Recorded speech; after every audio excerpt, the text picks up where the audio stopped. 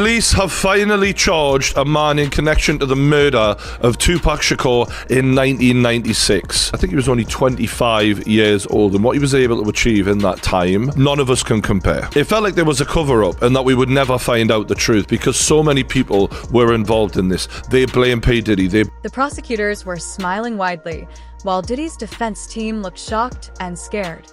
Diddy himself seemed stunned, sitting there motionless until he put his head in his hands.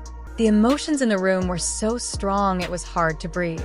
Haka Shanks was just sentenced to life in prison, and the look on his face when the verdict was read was uncertain and worried. You can't give it "I told you so" and it took you 27 years, mate. It's still sorry it took this long, but at least we got the guy. You don't get to gloat now. This man's doing a victory lap. Who's laughing now, huh? Still the criminal. He spent the majority of his life as a free man. He was just about to collect his old age pensioner bus pass, and now you're locking him up. His life's basically over anyway. Our goal at LBMPD has always been to hold those accountable and responsible for Tupac's violent murder accountable. Just like we do for every homicide victim in our city. He's just really using this as an opportunity to do a bit of good PR. So let's go back to the cop now who found Tupac at the scene of the crime and actually held Tupac as he took some of his last conscious breaths. Check this out. This man doesn't live far from Keefe D. They lived like a couple of streets away from each other. And this is the guy who was investigating the case. They always say it's the one closest to you. Most everybody who is involved in this whole incident is dead at this point. So, I think, you run your mouth, you talk yourself into a search warrant.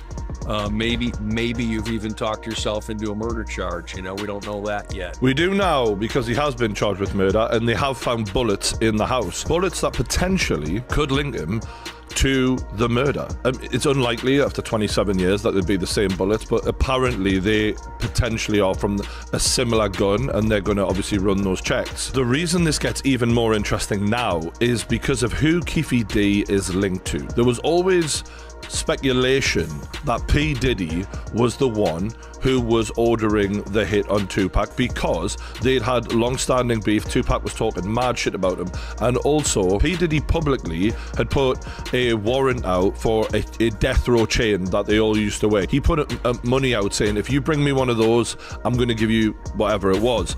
And you don't get chains like that peacefully, yeah? Like, so he'd already made threats in that way. And the problem for P. Diddy is Keefe D has publicly spoken about looking after P. Diddy. Diddy is usually calm and collected, but at that moment, he was visibly shaken.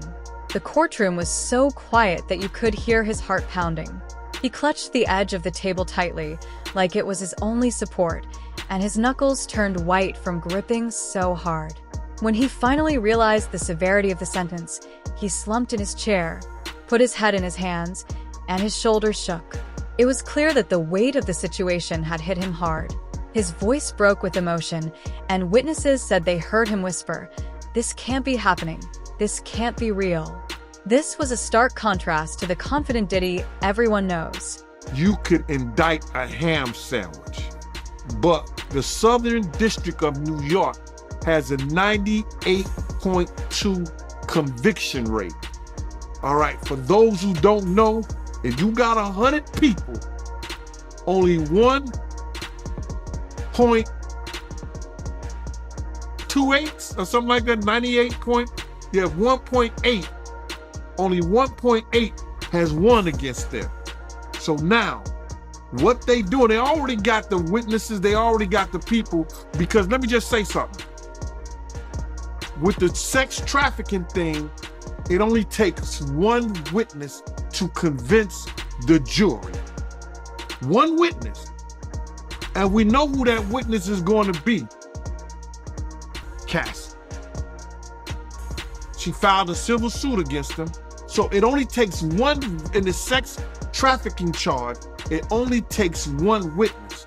Now we got other people like Jonathan Odie, who was one of the sex workers, that he gave a testimony, or he gave some information to some agents that he was working, doing sexual acts with Cassie, cross states, going back and forth, this, that, and the third. So it only takes one witness. So now The reason they haven't went after him because there's more to get into. It's more to get into. It's not only the sex trafficking, it's the guns, the alleged drugs. And I'm saying alleged because they haven't came out with any formal charges yet. But when they come out with some charges, bruh, and you hit it, the Southern District of New York do not play, and people don't play with them. So I don't understand why this stuff ever even got to this point, but it is what it is. It is what it is, bro. The reason they haven't came down and got him yet, they going through his taxes. You hear what he said? They had all the people that he did business with. That they're gonna go through everything that he did with a fine-tooth comb. And when they set that and they get what they call discovery to his lawyers, he either say, I'm gonna take the time, because if he go to court with it, 9 times out of 10, he gonna spend the rest of his life behind bars. So the reason they haven't did it at this point, it's a lot of paperwork, bro. They got a lot of people working different angles. They got the drug angle. They got the tax angle. They got the, what else? They say the drugs, the tax, and then they got the guns that were found. They got to do a trace on the guns that they were found in the house. And then if you got 250 cameras, there's a lot of footage that them agents got to go through. So they got a lot of work to do, bro. They got a lot of work. What they took, how many years to indict Keefe D? They took a lot of years to indict Keefe D. And now he's sitting in jail. So they got a lot of work to do, bro. And it ain't gonna happen overnight. So I would think that probably in the next two months or so, you might be looking at something, bro. As the guards came to take Diddy away, he looked up with tears in his eyes, hoping to find some support or sympathy. But all he saw were shocked and pitying faces. At that moment, the reality of his situation really hit him. The man who once had everything now faced a life sentence in prison. Diddy looked completely defeated, with his usual confidence gone. As he was led out of the courtroom with his head down, it was a sight no one expected to see. Even though Diddy is facing a tough situation, it's clear he won't give up easily. His legal team is likely already planning an appeal. Now, everyone is wondering what will happen next. Will he be able to turn things around, or is his empire falling apart? And you said that Diddy, he got over 250 cameras? He had over 200, they found over 250 cameras in his house, man. Damn. Allegedly, that's what they were saying. So you do believe that Diddy is going to prison? Oh, he going to jail, bro. And yo, and I don't wish jail on nobody, on the for real. I don't wish jail on nobody. You understand? But they already got their star witness. And you only, for one charge, for the sex trafficking, you only need one witness. One witness. That's crazy. I don't believe R. Kelly, you see what they did to R. Kelly? He went to jail for sex trafficking. He was dating those girls. Those girls was living at his house. Those girls was going back and forth with him willfully. How the hell did he get sex trafficking? And Diddy don't. Based on Cassie paperwork. Do you think Diddy would chase some people down with him if he get arrested? Oh my man, come on. His daddy was a rat. Hold on, let me just, I know this ain't got nothing to do with, but I'm gonna tell his story. It was this gangster, right? He said, when you go there, kill the father and kill his son. And the guy said, his son is only a baby, 4 years old. He said, his father was a rat and he gonna grow up to be a rat too. It ain't no way that he gonna go down, you understand, and not take nobody with him. His father was murdered because he ratted out his team that he was working for. So you think he not gonna rat? Like father, like son, brother. That's what I believe. Wow, man, I didn't know that. So Diddy dad was a rat? My man, I had a conversation with New York Freddie. Omar took me to a meeting because New York Freddie wanted to talk to me. He said, yo, I've been trying to get in touch with Russell Simmons, and I've been trying to get in touch with Puff, because I wanted to tell him the true story about his father. You understand? I said, yeah. And now this is New York Freddie, one of the biggest gangsters in Harlem. Puff's father used to work for his team. He was brought in by one of his best friends. So he's telling me the story how Russell Simmons used to work for him. You understand? He said, Russell Simmons used to take my laundry, to the cleaners and everything. He said, I had a glass table with $1 million in my office. I had $1 million in a glass table. You know what I'm saying? Of $100 bills in a glass table. I said, yeah. He's telling me his whole stuff. He said, Russell Simmons used to work for me because I was starting a record label back then. I said, okay. And if you look up New York Freddie Myers, you can see when he was picked up with a whole lot of, he had stacks of money in his house in the basement in Mount Vernon. So he said to me, yo, we had cops on the payroll. He gave a cop, one of the cops brought information.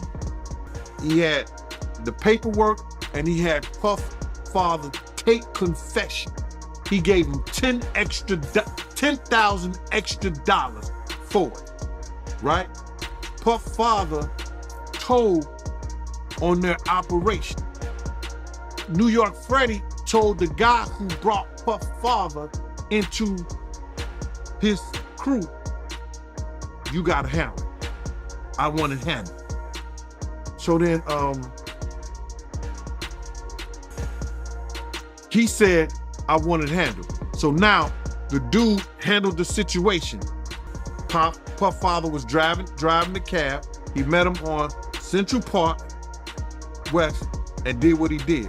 And so I said to New York Freddie, I said, yeah? He said, and the guy who killed him was carrying the casket, crying the hardest at the funeral. I was like, oh. Now, check this out. I was gonna tell this story on my members only page on my YouTube channel, The Gene Deal Show. Only my members, hey, but I'm gonna give it to you. It's this lady that told me she was dating Puff father at the time, right? She was dating Puff father at the time. She said she was waiting on him because they were supposed to be going out to Smalls Paul.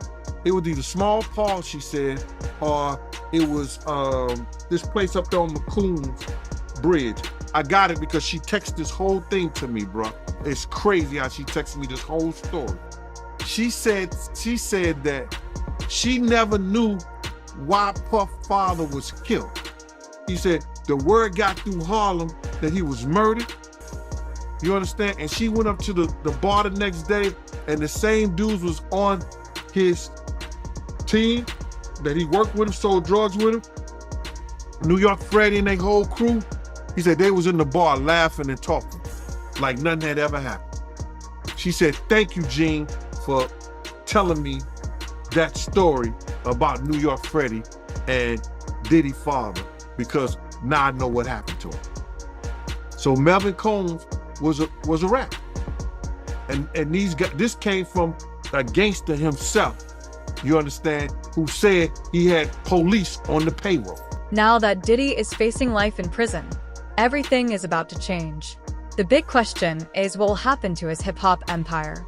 Buckle up, because things are about to get rough. Diddy's strong legal team is already working hard on an appeal, searching for any way to overturn the sentence. But let's be honest, overturning a life sentence is tough, even with Diddy's resources. While he waits, Diddy will have to trade his luxury lifestyle for a small prison cell and a cellmate. Private planes and VIP events are over. Now it's all about commissary snacks and collect calls. Diddy's personal life isn't the only thing at risk. His team will need to work hard to keep his brands and businesses from falling apart. And what about his music career? Diddy has been a major force in rap for decades, but a life sentence could end his career. Will he still be able to record from prison? Will his label support him or move on? These questions will keep the industry talking as his empire faces its biggest challenge yet. You know what I know, 50? I know 50. And I know you. You understand? If I gotta put my house up, if I gotta put my car, my jewelry, I'm putting my shit up on 50. I'm not gonna put it on you. I'm just telling you what I know. 50 hit that nigga so hard, man. He won't wake up to the middle of next week. He gets on here and he wanna defend Diddy, defend him. You might be on some of them tapes. 9 times out of 10, you good at making tapes. You know the tapes that you made before in the past that made the internet. I'm not gonna speak on that, Mighty, not at all. You understand? Because he's got a young lady that's doing her thing in it and she don't need to be spoken on. But, you know, everybody who knows what I'm talking about, they know the tapes that made the internet with Stevie J before. You know what I mean? So, for him to come to Puff defense, you don't have nothing. He gotta come to his defense. Heard he lost his house, heard he lost this, that, and the third, the whole 9 yards. He's standing with a grown man at another man's house. So, what else he gonna do? Puff say, y'all come to my defense? He's the only one came to his defense. In the tape that she was referring to, and you don't have to go into detail about it, I think most people would know what she was talking about, but she was referring to the sex tape between Stevie J and Eve, right? And I don't know if this is true, you can tell me, but I heard that he leaked it, right? Allegedly, yeah, he's the one who leaked it. Want to be into something, you know what I'm saying? That's how those cats do, bro. They want to be, they sit back, and because this is the new form of entertainment, and regular dudes are getting more views than they are, they get mad and they get upset. You understand what I'm saying? They get mad and they get upset because this is the new form of entertainment and a lot of people are blowing them out the water now. And they want to say crazy stuff when in fact, they wouldn't breathe hard if you was in the room with them. Yeah, that's real talk. And I was checking out one of your lives and you made a comment saying that, you know, Diddy, his ship is sinking fast because the only person that's coming out to defend him is Stevie J. Well, Diddy did a post and he said, speak now or forever hold your peace. And he sent the message to everybody that he did business with or everybody that was around him. Y'all talk, y'all speak on me. Y'all let everybody know what y'all know about me or whatever, this, that, and the third. And if they talking negative, straighten them out based on our relationship. So he put that message out there. So now people are saying, nah, bro. Like Ray J. Ray J say, yo, people want to know what it is. Because if the federal government is asking questions about you, having some pedophilia or having sex with little boys underage, why would I want to be connected to that? Why are they even asking that type of question about you? So now he's telling people, yo, speak on me, speak on me. Now people like, no, we don't even know what the charge is. We don't know what they got on you. So the safe thing for me to do is to stay away from you until we know. I'm not gonna mess, they saying I'm not gonna mess up my brand. I'm not gonna mess up me getting money because what the internet is gonna do is that anybody that speaks up for them, they're gonna automatically think they had something to do with it. But as you know, Diddy is a fighter who has faced challenges before. This could be just another obstacle for him to overcome, or it might be the end of a hip-hop legend. As he comes to terms with his situation, Diddy is likely thinking about his family, his legacy, and his future. Will he ever leave prison? Will his children grow up without him? These are heavy thoughts as he sits in his cell. Meanwhile, social media is buzzing with reactions from fans, critics, and everyone in between. People are trying to reach out to Diddy's celebrity friends for support or insider info. And of course, paparazzi are outside the courthouse, ready to catch any new details. Oh my God. Benjamin Braffman, he left. Either it's because his client didn't take his information, because I don't see how they even let this get to court with Cassie. You understand? She only wanted $10 million. You knew what she was putting into that lawsuit. And then you tried to, one day after she filed it, pay her off and stop it. He didn't take his Benjamin Braffman legal advice, and he saw that, yo, this shit is about to be a forest. I ain't gonna be a part of this, and I'ma leave. Because nobody's talking about his legal team, you understand, about what they did or didn't do. But right now, he had 18 companies, all of them parted away from him. The IRS is looking at him. The federal government is looking at him. Now they trying to go into court and say because his company wasn't existed at that time of some of the alleged rapes, that what we're gonna do is we want them to take the companies out of the lawsuit. But check this out, bro. Do you ever think of this? Why did he put everything in his mom and his son's name? Did he know that he was doing some things behind the scene? Or did he know that some things was going on in his life that may bring it to this point where people be trying to sue him? But everything is in Justin's name and everything is his mama's name? Did he know that? Because when you're a grown man, you want to own some things. You understand? You want to own some things. You want to have companies in your name, companies in this, that, and the third. But he put it in his mom and his son's name? And his daughters now? I don't know, bro.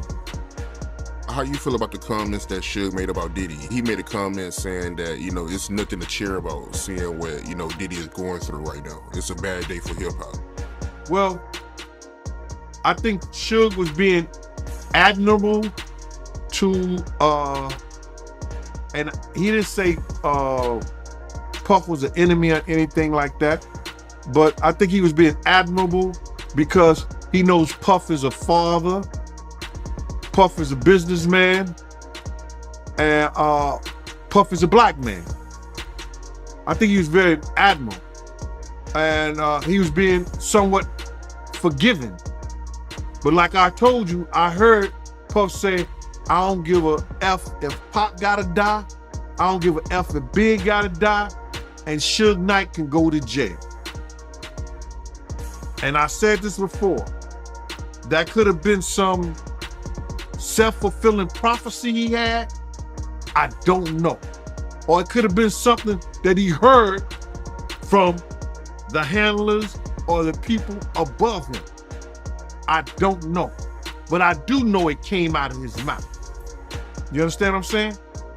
I do know it came out of his mouth. And for Suge to be that admirable, and speak kind of him, he's more forgiving than I could ever be. That forgiveness is, you go to your God, you go to Jesus for that. You understand? And I'm not saying Puff put him in jail or had anything to do with him going to jail or anything like that. But the atmosphere that both of them created at that time may have caused both of their demise today. So I don't have too much to say about it, but I think I said enough.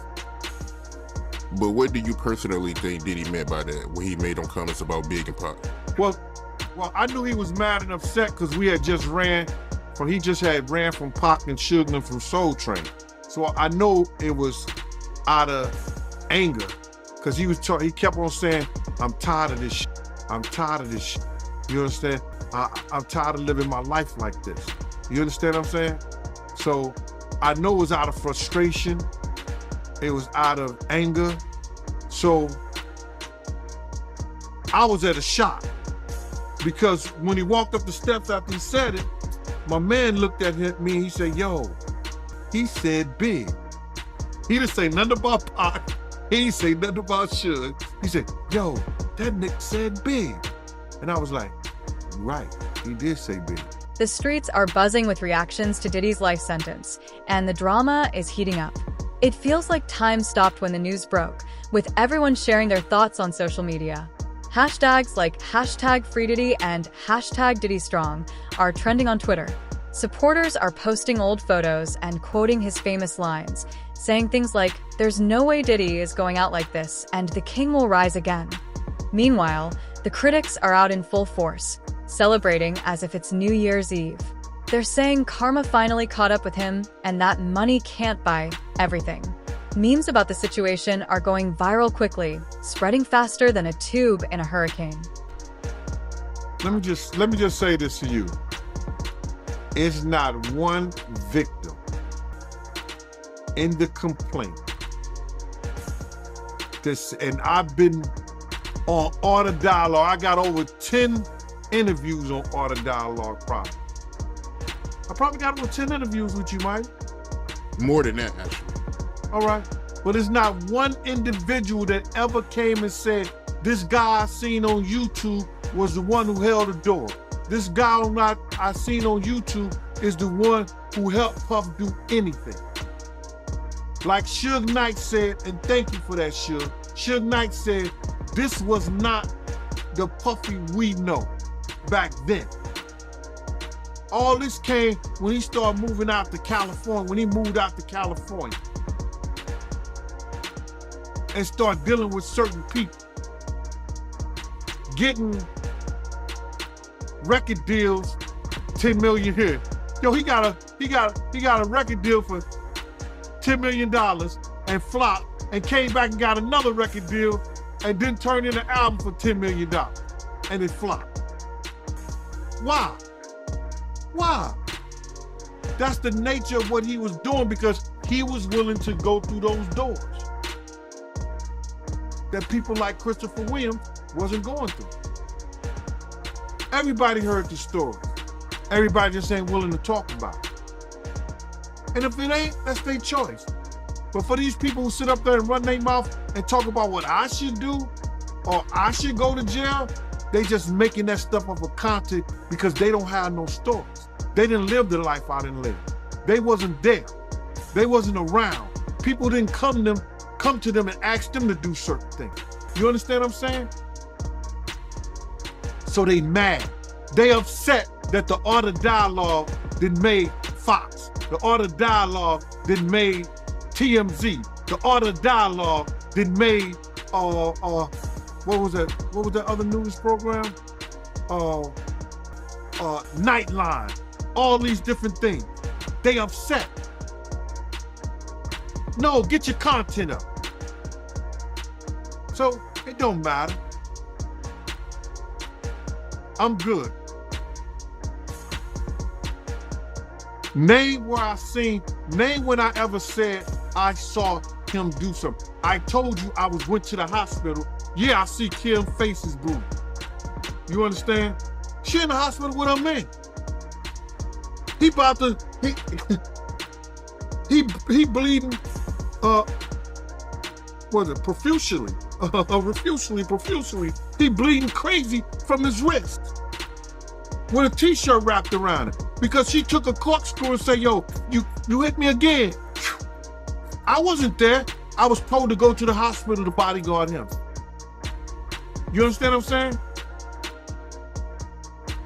I told people when him and Kim was in the room, he doing that play fight and shit like that, and she come out, I'm like, yo, you all right? She said, I'm good. And she'll stay out there, out the room for a little while, then she'll go back in. but I'm never going to see him or nobody else. I ain't never been that type of dude. You're not going to abuse no kids around me. You're not going to abuse no women around me. And that's point blank. So they can say what they want to say, bro. You know what it is? It gives them content to talk about, to make up shit. Well, if this happened, if that happened. If ands and buts with candies and nuts, Christmas would be every day. But it's not, brother. You know what I mean? Yeah, that's real talk. Great response too, by the way. Tell me about the time that you took 2 females to Mike Tyson. You want to know that story? On South Beach, celebrities are reacting to Diddy's life sentence like waves crashing in. Jay-Z, Beyonce, and other influential people are speaking out during this tough time. Nicki Minaj tweeted, "My brother Diddy, love and light." 50 Cent posted a picture with Diddy, saying, "Stay strong, King. We got your back," and sent a message of sympathy to Sean and his family. It's not just A-listers who are speaking up. Diddy's close friends are also defending him, including his ex, Cassie, who wrote on a throwback photo, "I know the real you, and this isn't the end of your story." His son, Christian, shared a heartfelt message and pledged to support the family while his father is away. The Bad Boy family is standing by him too, with everyone writing tributes, sharing memories, and promising to keep the Bad Boy tradition alive.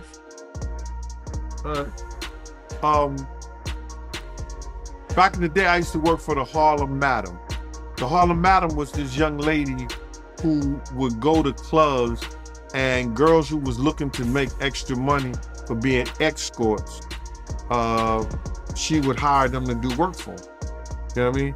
So this one particular time, I had actually, when KG from Naughty by Nature, brother had came home from college, and y'all know what college I'm talking about, I took a few girls to his party. You understand? So the same woman that I worked for, she had to take, 2 girls had to go to Mike Tyson on 57th Street. Mike Tyson had a condominium down, I think it was 57th Street. And I took the 2 girls down there. This was a long time. This was in the 90s, early part, the mid 90s or something like that, when Mike Tyson was the man. So I wanted them to, you know, I had this Tyson shirt in my truck and I wanted them to sign it, but I was like, yo, that shit would be professional. The streets are saying that this is just a temporary setback for the king of hip-hop. Despite all the chaos, we haven't heard from Diddy himself. He's been silent since the sentencing, probably trying to deal with this new reality. But knowing Diddy, he's already planning his comeback. Diddy is a hustler, a survivor, and a force of nature. He's faced challenges before and come out on top. No prison cell can hold him down. The big question now is what the future holds for Diddy with a life sentence hanging over him. Some think this might be the end of an era, but don't count him out just yet. Diddy is a survivor who has bounced back from tough times before. He said that's when Diddy stood up, because Diddy didn't want to talk to him at first. But when he said that, he said Diddy was responsive now. I was checking out one of your lives, right? And you made a comment and you said that you'd rather be poor than be Diddy rich. Can you elaborate on that? Bruh, I told this to this one guy the other day.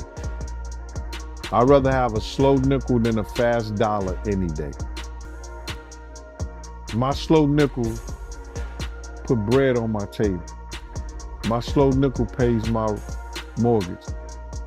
My slow nickel brings me home to my family. My slow nickel builds a community. We see what the fast dollar does. Being Diddy rich takes a guy that once name was Puffy, that after every tragedy he had in his life, he had to change his name.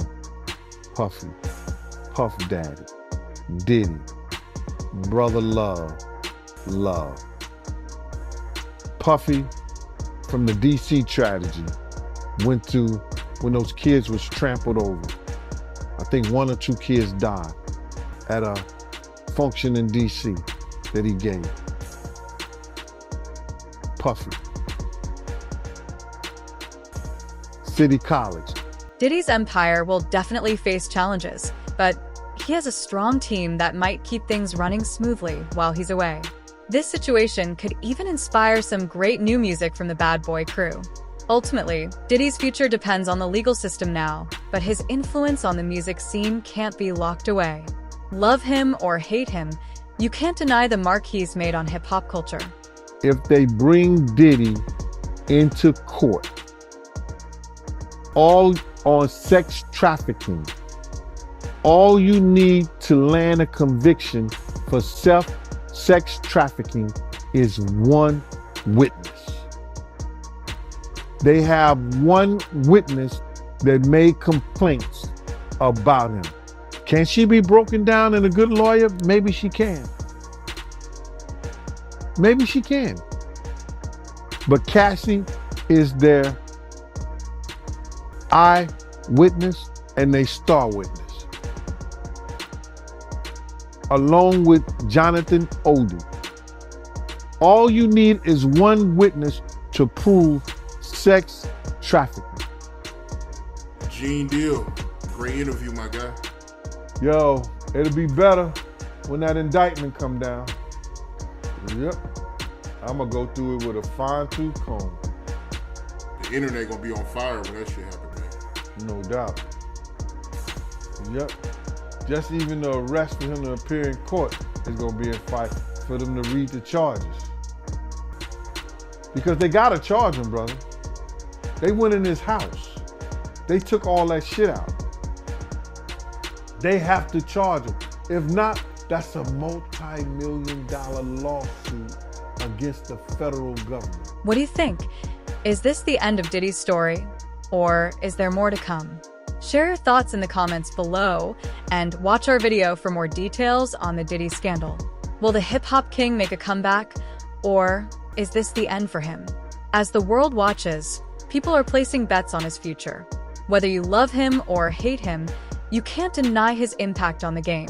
Plus, the scandal has some shocking details about Diddy's adopted daughter. Stay tuned for more on the Bad Boy dynasty, because this story is far from over.